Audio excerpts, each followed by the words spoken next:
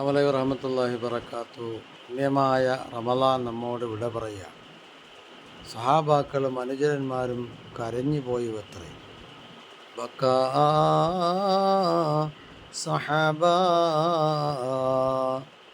സഹാബാക്കൾ കരയുന്നതായി മുത്തുനബി മുഹമ്മദ് മുസ്തഫ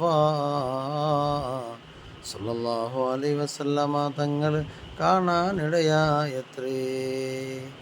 ബക്കാ സഹാബ,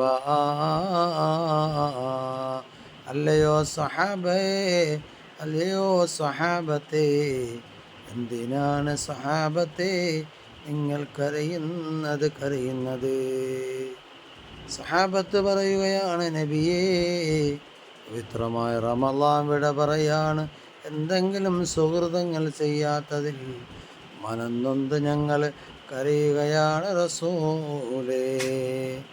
ജീവിതത്തിൽ നന്മ ചെയ്യാനുള്ള പുറപ്പാടുകൾ കിട്ടാതെ റമളാൻ വിട പറഞ്ഞു പോയാൽ എന്തെങ്കിലും നല്ല കാര്യങ്ങൾ ചെയ്തു കൂട്ടി റമളാനിൽ വിജയികളുടെ ലിസ്റ്റിൽ പെടണമല്ലോ റസൂലേ.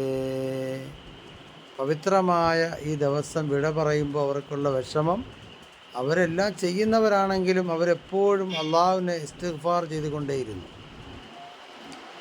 ശുദ്ധമായ ഖുർആനിലൂടെ അള്ളാഹു തന്നെ ഉണർത്തുകയാണ്, ഇന്നാ അൻസൽനാഹു ഫീ ലൈലത്തിൽ ഖദർ. ലൈലത്തുൽ ഖദറിൻ്റെ രാത്രിയിലാണ് ശുദ്ധമായ ഖുർആനെ അള്ളാഹു തആല നബിതങ്ങളുടെ കരങ്ങളിലേക്ക് കൊടുക്കുന്നത്. വലിയ വലിയ വാർഷികങ്ങളാണ്. റമളാനിൻ്റെ ഖുർആനിൻ്റെ വാർഷികമാണ്. പ്രവാചകന്റെ കരങ്ങളിലേക്ക് അള്ളാഹു ഖുർആൻ കൊടുക്കുകയാണ്. വമാ അദ്റാക മാ ലൈലത്തുൽ ഖദർ.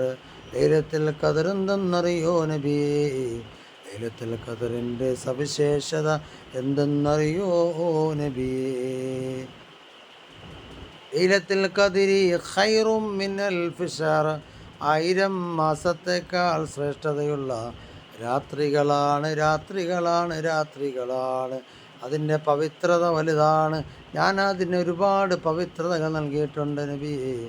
1000 മാസത്തേക്കാൾ ശ്രേഷ്ഠതയുള്ള രാത്രിയാണ്. ആ രാത്രിയാണ് നബിതങ്ങൾക്ക് ശുദ്ധമായ ഖുർആൻ ഞാൻ കയ്യിലേക്ക് നൽകുന്നത്. ആ വിശുദ്ധമായ ഖുർആനാണ് അള്ളാഹുവിൻ്റെ കലാമാണ്. ആ വിശുദ്ധമായ ഖുർആൻ അള്ളാഹു നമുക്ക് കരഗതമാക്കാൻ തൗഫീക്ക് നൽകട്ടെ. റമളാൻ വിട പറയുമ്പോൾ ആ വിട പറയുന്ന റമളാനിനെ ഇസ്തിഗ്ഫാർ കൊണ്ട്, പാവങ്ങൾ കൊണ്ട് അതൊക്കെ കഴുകിക്കളഞ്ഞ്, പാവങ്ങളൊക്കെ കഴുകി വൃത്തിയാക്കി പാപരഹിതമായ ജീവിതം നയിച്ച് നല്ലൊരു മുസ്ലിമത്തായി തന്നെ, മുഅ്മിനായി തന്നെ ലോകത്ത് നിന്ന് വിട പറയാൻ അള്ളാഹു തൗഫീഖ് നൽകുമാറാവട്ടെ. അസ്സലാമു അലൈക്കും വറഹ്മത്തുള്ളാഹി വബറകാതുഹു.